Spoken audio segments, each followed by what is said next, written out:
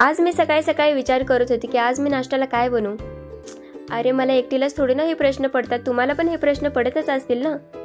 मग हा विचार तर मला पण आला की माझ्या एकटीलाच थोडेच प्रश्न पडतो, तुम्हाला पण प्रश्न पडतच असेल. म्हणून आज मी स्पेशली तुमच्यासाठी ही रेसिपी घेऊन आलेली आहे. कांद्याच्या पातीचे पराठे, एकदम टमटम फुगलेले, एकदम सॉफ्ट आणि चवीला तर एकच नंबर. तुम्हाला माझा विश्वास बसत नसेल तर तुम्ही स्वतः घरी ट्राय करा आणि कसे झाले तुमचे पराठे ते नक्की कमेंट करून सांगा. आवडले तर लाईक करा, शेअर करा, सबस्क्राईब करा आणि नसतील आवडले ते सुद्धा कमेंट करून सांगा. अरे थांबा, रेसिपीला सुरू करण्याआधी मला तुमचं स्वागत तर करू द्या.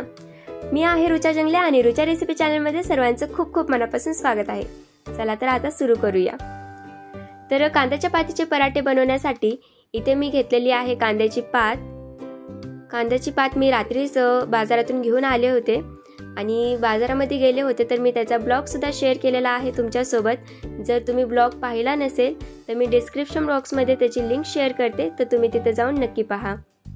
सगळ्यात आधी हे जे कांद्याच्या पातीचे कांदे आहेत ते आपल्याला बाजूला काढून घ्यायचेत. म्हणून मी आधी गुच्छ करणार आहे कांद्याच्या पातीच्या कांद्यांचा आणि कांद्याच्या पातीचा. हे पहा या पद्धतीने. आणि एक साथ सगळे कांदे मी बाजूला काढून घेते. तुम्ही तुमच्या पद्धतीने सुद्धा कापू शकतात. मी माझ्या पद्धतीने कापलं. आता हे जे कांदे आहेत ह्याचा ना आपला आता काही दूरपर्यंत संबंध नाही, कारण की हे आपण आपल्या पराठ्यामध्ये काही टाकणार नाहीत कांदे. आपण तर कांद्याच्या पातीचे पराठे करतोय, तर आपल्याला लागणार आहे कांद्याची पात. तर आता ही कांद्याची पात घेतलेली आहे मी आणि ह्याचे जे खालचे जे शेपट्या आहेत ते आपल्याला बाजूला काढून घ्यायचेत. ते सुद्धा आपल्याला द्यायचे आहेत फेकून, त्याचा ना आपला काही संबंध नाही. कांद्याच्या पातीला छान निवडून घ्यायचं. खालचे जे शेंट्या आहेत ते आपल्याला काढून घ्यायचेत, नाहीतर पूर्णच तुम्ही कांद्याची पात काढून टाकताल. असं काही करू नका बरं का. फक्त जे खालचे छोटे छोटे जे शेंट्या असतात शेवटचे तेच आपल्याला काढून घ्यायचे. आधी तुम्हाला मी हे जी निवडलेली कांद्याची पात आहे ती कापून दाखवते की कसे कापायचे, मग बाकीचे मी ते कापून घेते. सगळ्यात आधी मी एकसारख्या आकारामध्ये कांद्याची पात घेते. या पद्धतीने एकसारख्या आकारामध्ये आल्यावर आपल्याला कापून घ्यायची आहे.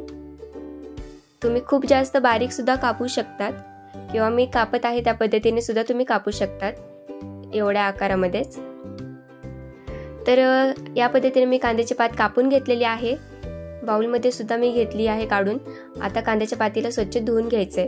मी इथे 2 ते 3 पाण्याने स्वच्छ धुवून घेतली आहे, म्हणजे माती वगैरे काही असेल पातीमध्ये ती सुद्धा निघून जाईल म्हणून. त्याचबरोबर इथे मी घेतलेली आहे 7-8 मिरच्या, हिरव्या मिरच्या घेतल्यात, लसूण घेतलेला आहे आणि त्याचबरोबर घेतलेला आहे अद्रक. मिक्सरच्या भांड्यामध्ये टाकायचं आणि बारीक वाटून घ्यायचंय. पण वाटत असताना आपल्याला पाणी अजिबात घालायचं नाहीये, जे आहे त्यामध्येच आपल्याला छान बारीक वाटून घ्यायचंय. या पद्धतीने पराठे बनवण्यासाठी इथे मी उकडलेले 2 बटाटे घेतलेले आहेत, तुम्ही बघू शकतात. आणि त्याचे मी सालटे सुद्धा वरचे काढून घेतलेत. बटाटे खूप गरम होते त्यामुळे मी बटाट्यांचे या पद्धतीने 2 भाग करून घेतलेत. तसं पण आपल्याला बटाट्यांना मॅशच करून घ्यायचे किंवा आपण खिसून सुद्धा घेऊ शकतो. पातीला फोडणी देण्यासाठी कढईमध्ये 1 चमच तेल घातलेला आहे. तेल हलकं गरम झालं की मोहरी घालायची, जिरे घालायचे, त्याचबरोबर वाटलेलं वाटण घालायचं आहे. मिरचीचं वाटण घातल्यानंतर तेलामध्ये छान फ्राय करून घ्यायचं, अगदी 1 ते 1.5 मिनिटं. मिरचीला छान फ्राय झाल्याच्या नंतर आपण त्यामध्ये घालणार आहेत कांद्याची पात. कांद्याच्या पातीला आता आपल्याला सॉफ्ट होईपर्यंत छान परतून घ्यायचंय. या पद्धतीने आपण हलकं सॉफ्ट होईपर्यंत परतून घेतलेला आहे. आता आपण टाकूया सुके मसाले. तर 1/2 चमच हळद घालायची, त्याचबरोबर चवीनुसार मीठ घालायचं. त्यानंतर आपण घालणार आहे धने जिरे पूड. 1/2 चमच आपण घालणार आहेत आमचूर पावडर. आमचूर पावडर हे ऑप्शनल आहे, जर नसेल तर नाही घातलं तरीही चालेल. आणि नंतर घालायचं चवीनुसार लाल तिखट. छान करायचं मिक्स आणि अगदी 2 मिनिटं आपल्याला झाकण ठेवून शिजून घ्यायचे आहे कांद्याच्या पातीला. 2 मिनिटं झालेली आहेत. छान एकदा परत मिक्स करून घ्यायचं आणि कांद्याची पात एकदम सॉफ्ट झालेली आहे. त्यानंतर आपण घालणार आहोत मॅश केलेले बटाटे. आता बटाट्याला एकजीव करून घ्यायचं आणि एकदम कोरडं होईपर्यंत आपल्याला छान परतून घ्यायचं आहे. या पद्धतीने छान परतून झालेला आहे। मसाला थंड होत आहे तोपर्यंत आपण घेऊया पीठ मळायला। तर पीठ मळण्यासाठी इथे मी घेत आहे 1 वाटी गव्हाचं पीठ, त्याचबरोबर त्याच वाटीने घेतलेला आहे अर्धा वाटी मैदा, थोडंसं मीठ घालायचं आहे। आता मिक्स करून घेऊ आणि मिक्स झाल्याच्या नंतर थोडं थोडं पाणी घालून आपण छान पिठाला मळून घेऊया। तर पराठे बनवण्यासाठी आपल्याला पीठ कसं पाहिजे आता हे मी तुम्हाला मेन सांगणार आहे। तर आपल्याला पराठ्यांसाठी पीठ कसं पाहिजे असतं, तर आपण जे पीठ चपात्यांसाठी यूज करतो त्याच्यापेक्षा आपल्याला थोडंसं पातळ पीठ लागतं पराठे बनवायसाठी। जसं की आपण पुरणपोळी करत असताना जसं आपलं पीठ असतं एकदम पातळ, त्याच्यापेक्षा थोडंसं घट्टच आपल्याला मळायचं आहे, पण खूप जास्त पातळ नाही करायचं आणि खूप जास्त घट्टही नाही करायचं। एकदम म्हणजे नॉर्मल चपात्यांपेक्षा थोडंसं पातळ करायचं फक्त। तेल किंवा तूप टाकून छान पिठाला परत एकदा मळून घ्यायचं आणि आता आपल्याला झाकण ठेवून आपल्याला 1 तास पिठाला मुरायला ठेवायचे। 1 तास झाल्याच्या नंतर पीठ छान मुरलेलं आहे। आपण थोडंसं तेल किंवा तूप टाकूया आणि परत एकदा पीठ मळून घेऊ। जेवढं छान आपण पीठ मळताल तेवढे छान आपले पराठे बनवून तयार होतात। अजिबात फुटत नाही, काही नाही, लाटत असताना मध्ये कुठं स्क्रॅच पडत नाही, एकदम व्यवस्थित बनतात आणि टमटम फुगून तयार होतात आपले पराठे। या पद्धतीने मी छानपैकी पीठ मळून घेतलेलं आहे। आणि हे जे आता आपण कांद्याच्या पातीची चटणी बनवली होती, आता ह्या चटणीच्या आपण छोटे छोटे बॉल्स बनवून घेऊया। मी दाखवत आहे त्याप्रमाणे छोटे छोटे गोल गोल बॉल्स बनवून घेऊ। आधीच गोळे बनवून ठेवण्याचे पण खूप फायदे आहेत, म्हणजे लवकर पराठे बनवून तयार होऊन जातात, कसले टेन्शन घेत बसायची गरज नाही, लहान मोठे होतील याची पण काळजी नाही। एकसारख्या आकारामध्ये बनवून आपण आधीच बॉल्स बनवून ठेवले की सगळे व्यवस्थित बनवून तयार होतात।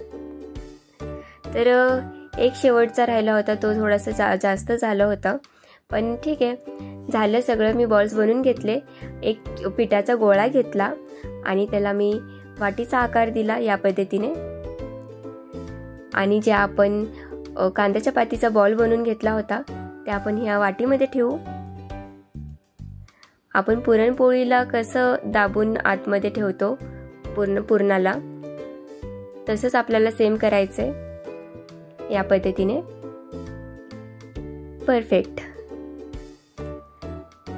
आता हे पेढा बनवून तर तयार आहे। आता कोरडं पीठ लावायचं आहे या पिठाला, सगळीकडे छान पीठ लावून घ्यायचं कोरडं। आणि आपण भाकर कशी गोल गोल फिरवतो हातावरती पीठ मळल्याच्या नंतर तसं आपल्याला फिरून घ्यायचं। मी दाखवत आहे त्याप्रमाणे थोडंसं अजून कोरडं पीठ लावते खाली, म्हणजे खाली चिटकू नये म्हणून। आणि पराठा लाटत असताना खूप महत्त्वाची ते काळजी घ्यायची आहे की आपल्याला एकदम जोर देऊन लाटायचं नाहीये, एकदम हलक्या हाताने आपल्याला लाटायचा आहे पराठा, खूप हलक्या हाताने।